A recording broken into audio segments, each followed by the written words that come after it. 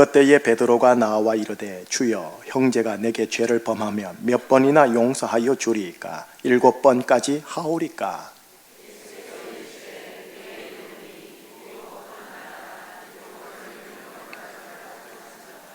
그러므로 천국은 그 종들과 결산하려 하던 어떤 임금과 같으니 갚을 것이 없는지라 주인이 명하여 그 몸과 아내와 자식들과 모든 소유를 다 팔아 갚게 하라 하니,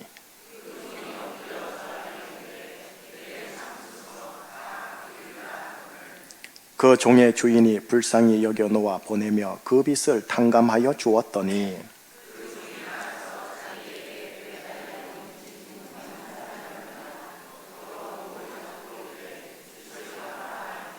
그 동료가 엎드려 간구하여 이르되 나에게 참아주소서 갚으리이다 하되,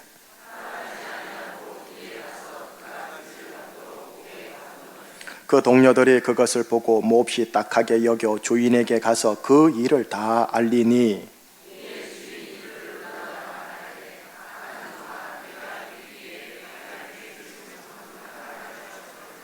내가 너를 불쌍히 여김과 같이 너도 네 동료를 불쌍히 여김이 마땅하지 아니하냐 하고,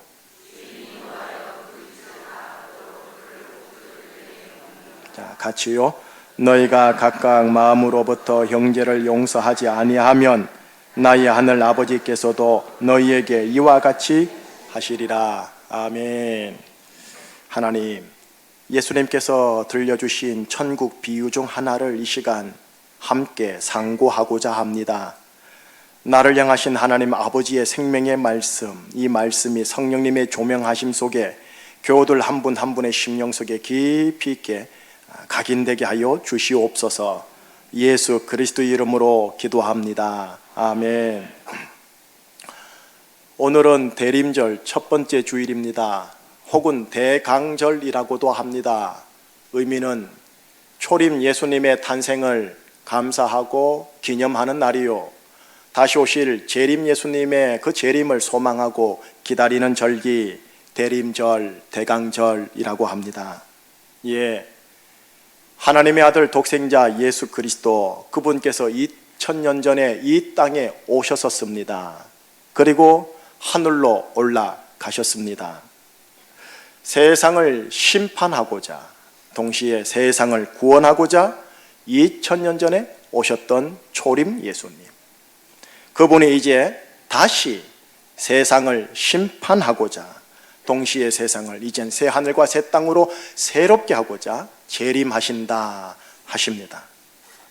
여러분하고 저는 바로 이 초림 예수님과 재림 예수님, 이 사이에 끼어 살아가는 가운데 이 땅에서 돈 한번 벌어 멋지게 살아보겠노라, 무병장수 한번 해보겠노라 아등바등 사시다가 오늘 산부 예배 오신 겁니다. 예수님의 구원하시는 은혜가 없다라는 전제하에 잠시 인생 리스트 나열해 볼게요. 혹시 여러분들이 인생사 속에서 가족과 혈육과 이웃과 형제들을 향해 분노하고 욕을 한 적이 있으십니까? 심판입니다. 혹시 합법한 여인이 아닌 다른 여인과 접촉하였었습니까? 심판입니다. 거짓말을 하셨습니까? 심판입니다. 자기 중심성의 욕심을 따라 다른 이들을 속이고 교묘히 갈취한 적이 있었습니까? 심판입니다. 본인 생명의 위급함과 상관없이 낙태하셨습니까? 심판입니다. 자, 이런 모든 악한 행실을 제쳐두고요, 이 세상에서의 모든 행실을 착하게 살아왔다라고 자부할 정도이오나 하나님과 예수 그리스도를 나의 주인님, 주님으로 모시지 않고 순종하지 않고 따르셨습니까? 심판입니다.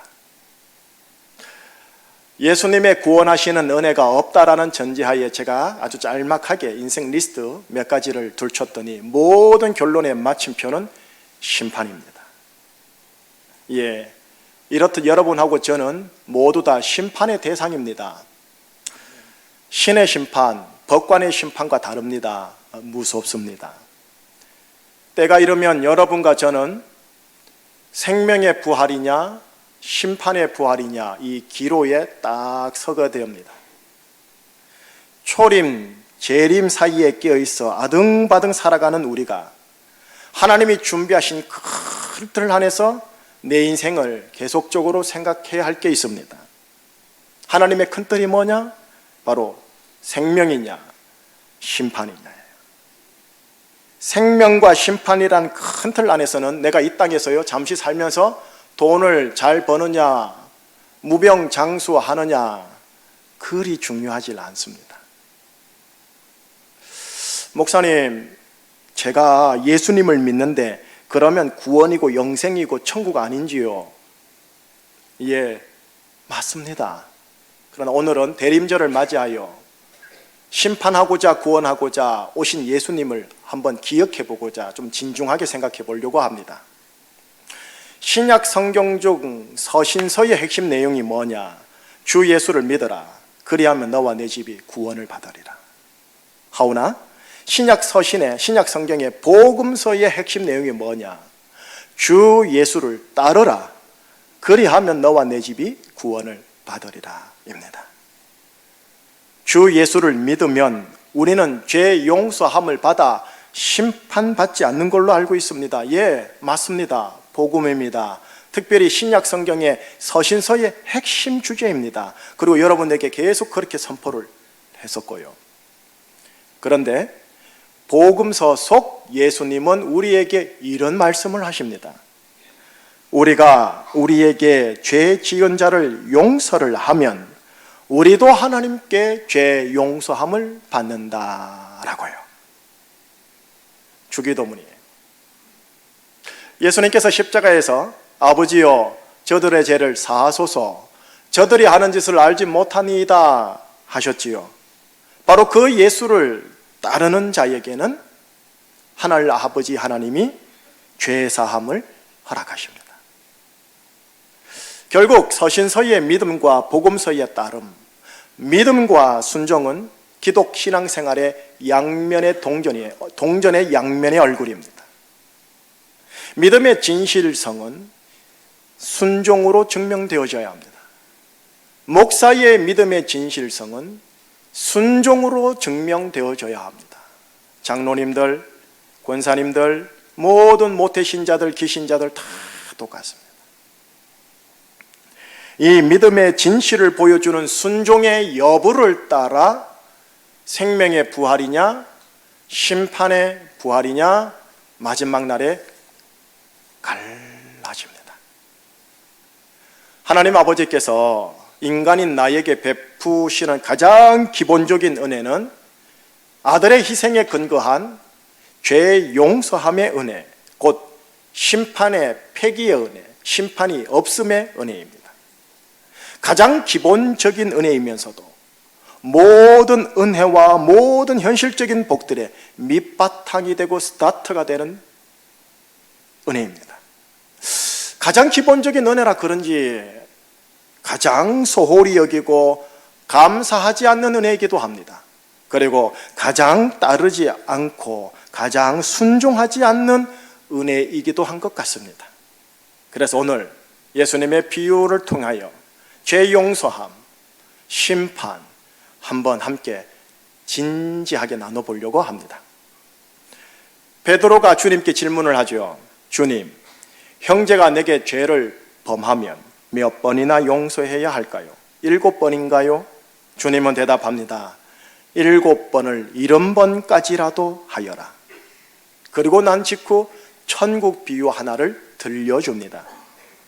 천국은 종들과 결산하려고 하는 어떤 임금과 같다라고 합니다. 그 임금님에게 한 종이 있었습니다.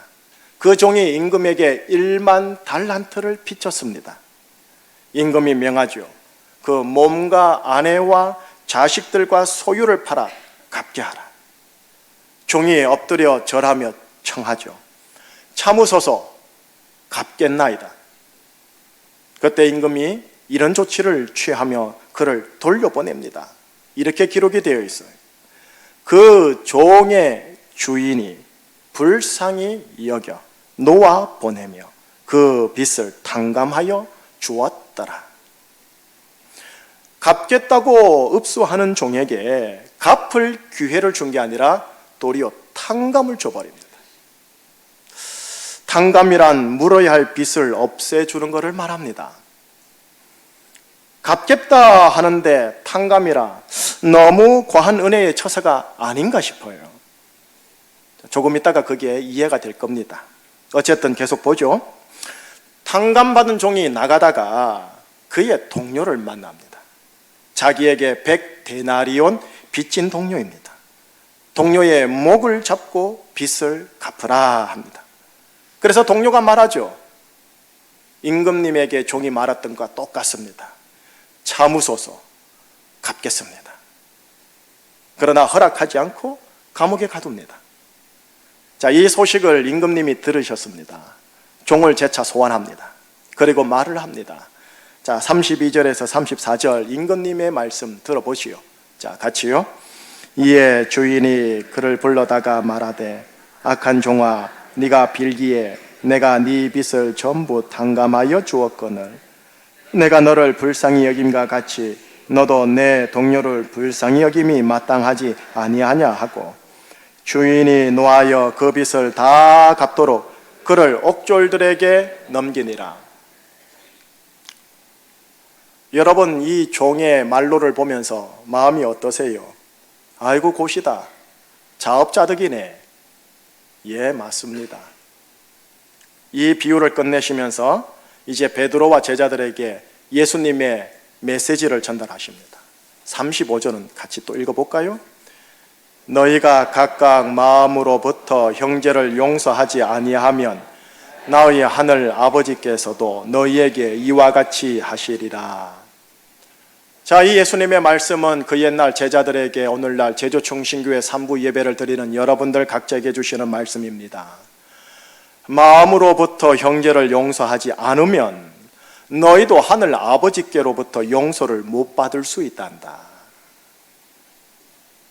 형제를 용서하지 않으면 예수님의 십자가 희생에 담긴 죄 용서함의 은혜가 나에겐 효력이 없다입니다. 여러분, 죄 용서함을 받지 못하면 마지막 날에 생명의 부활이 아닌 심판의 부활입니다. 그가 목살할지라도. 자, 오늘 본문은 여기까지예요. 자, 이제 다시 조금 더 깊이 들어갈게요. 다시 처음으로 돌아가서 예수님이 베드로에게 이렇게 말씀하시죠. 7번을 70번까지라도 용서하라. 여러분, 7요, 7은 히브리 문화에서는 완전수를 의미합니다. 완전수 곱하기 완전수는 무한수입니다. 근데 이거를 굳이 문자적으로 수량적으로 계산을 해볼게요. 7 곱하기 70입니다. 490번입니다. 하루 동안 490번을 용서하라라는 말씀입니다. 문자 그대로 받아들이면 그렇습니다. 계산을 해봤습니다. 하루에 24시간이니까 이거는 매 3분마다 용서를 하라고 하는 것과 같습니다. 3분마다 알람을 맞춰놓고 용서합니다, 용서합니다, 용서합니다 한다고 생각을 해보십시오. 24시간 내내요. 자, 역으로요, 사랑하는 여기 계신 교우 여러분들 중 자매 여러분, 여러분의 남편이 3분마다 여러분들에게 똑같은 죄를 범합니다. 그게 오늘 하루 종일 그렇다고 생각을 해 보십시오. 열에 열이면 다 30분이면 남편의 목을 조르고 있을 겁니다. 여러분, 하루 3분마다 용서하기를 기억하면서 이제 예수님의 비유 속으로 들어가 볼게요. 임금님의 종료 1만 달란트를 빚졌다고 했어요. 계산을 해봅시다. 1달러를 1,000원으로 계산하여 1만 달란트면 60억 달러, 우리나라 돈으로 6조 원입니다. 2019년도 제주도 예산이 5조 3천억 조금 넘습니다. 제주도의 1년 살림살이보다 훨씬 더 많은 돈을 이 종이 임금님에게 빚져 있는 겁니다. 약간 과정법입니다. 역시 비유니까요.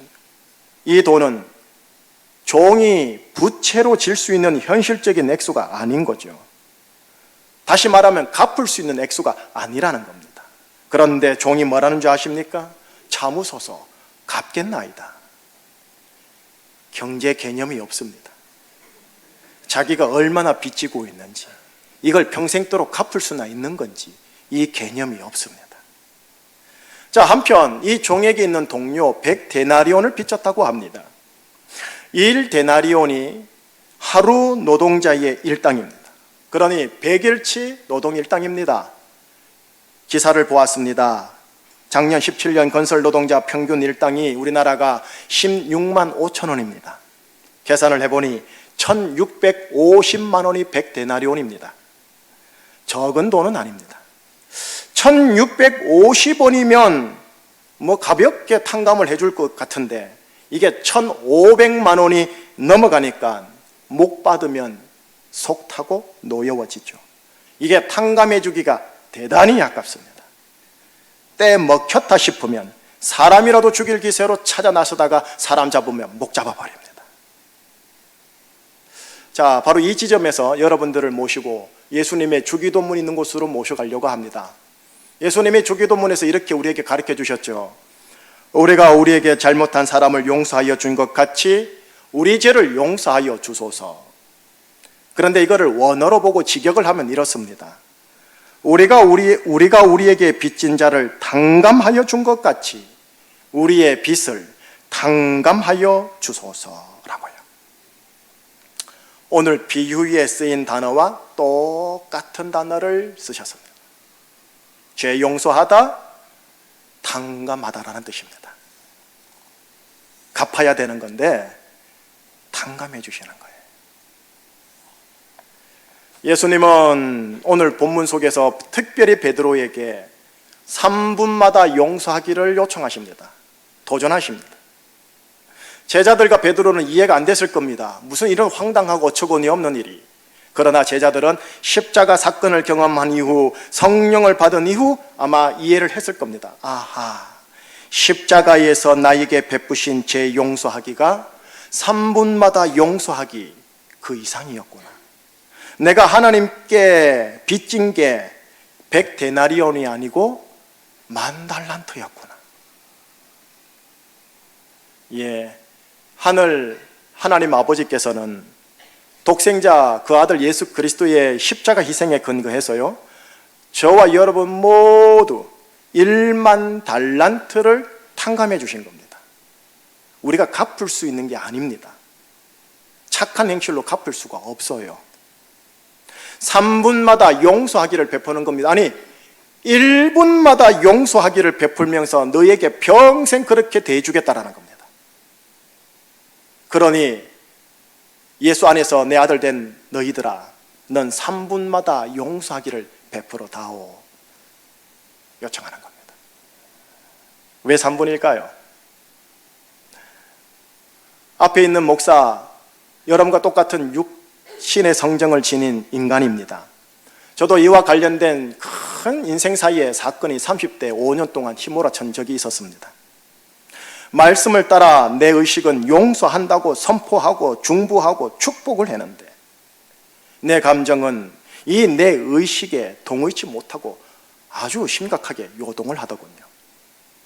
내 몸도 동의치 못하고 부르르 떨며 먹는 밥, 식도에 턱 걸리고 잠잘 때마다 분노가 치밀어 올라오더군요.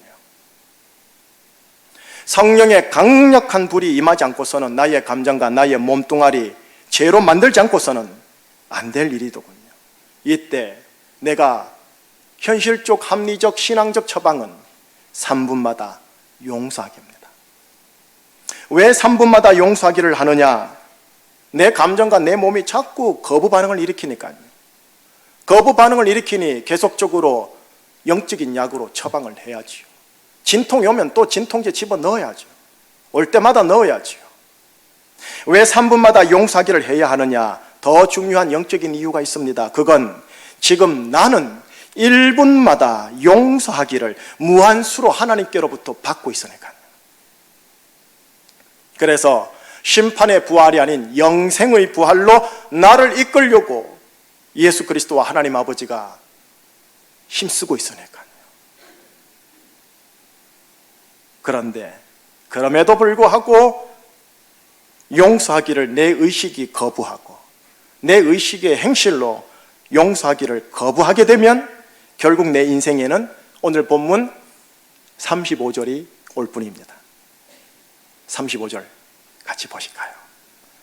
너희가 각각 마음으로부터 형제를 용서하지 아니하면 나의 하늘 아버지께서도 너희에게 이와 같이 하시리라. 예수를 따른다라는 게 보이시는지요? 제자도의 삶을 산다라는 게 이런 길이요, 좁은 길을 간다라는 게 이런 걸 얘기하는 겁니다. 결론 지을게요.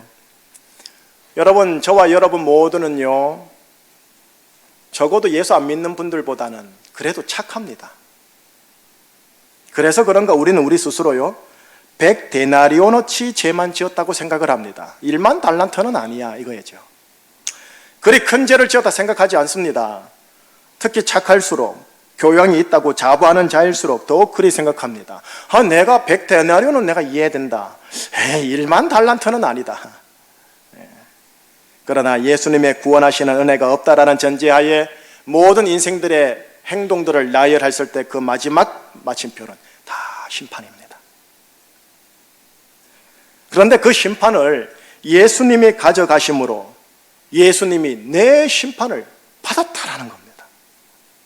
심판하는 자가 이 땅에 내려와서 도리어 심판을 받게 된 겁니다. 나 때문에, 아니 나를 위하여. 이건 합리적인 눈으로 보건대 어처구니 없는 일입니다. 그런데 나라는 존재라는 것 때문에 나는 무한히 감사한 겁니다. 매 3분마다 용서하기 무슨 어처구니 없는 일. 그러나 내가 1분마다 용서하기를 받고 있다고 믿고 받아들이고 그걸 묵상만 잘한다면 무한 감사로 인해 3분마다 용서하기를 해보려고 합니다. 이제 2000년 전 예수님이 오셨음을 기념하는 성찬식을 거행하겠습니다. 나의 심판을 위해 찢기신 예수님의 살, 나의 심판을 위해 흘리신 예수님의 피, 거기에 동참하겠습니다. 주님의 살과 피로 인하여 1분마다 용서하기를 받습니다.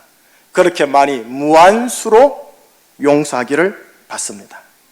그런 죄 용서함의 은혜를 받는 나에게 오늘 본문을 통해 예수님은 제자들에게 도전했듯이 도전합니다. 내 아들 딸들아, 제주에서 나를 따르라. 각자 예수님 잘 따르시기를 축복합니다. 말씀 선포는 여기까지입니다. 제가 할 몫은 여기까지입니다. 여러분들은 여러분들의 삶의 정황에서 제 용서함을 베푸시는 예수님을 잘 따르고, 저는 저의 삶의 정황에서 이걸 잘 따라서 마지막 날 생명의 부활의 자리에서 장로님들, 집사님들, 우리 권사님들, 모든 아들, 딸들 다 만날 수 있기를 주의 이름으로 축복합니다. 기도하시겠습니다. 주 예수를 믿으라. 이 말씀은 주 예수를 따르라 라는 말의 동전 앞뒤임을 확인하였습니다. 오 하나님, 주 예수를 믿기에 예수를 따르는 자에게 하여 주소서. 예수를 따르기에 하나님의 아들다운 인생에 충만된 축복된 삶을 살게 하여 주옵소서. 1분마다 용서를 받고 있다라는 이 영적인 하나님의 큰 사건을 믿음으로 취하여 내 혈육들에게, 내 형제들에게 한번 3분마다 용서하기를 베풀 수 있는 하나님의 사람 되게 하여 주옵소서. 예수 그리스도 이름으로 기도합니다.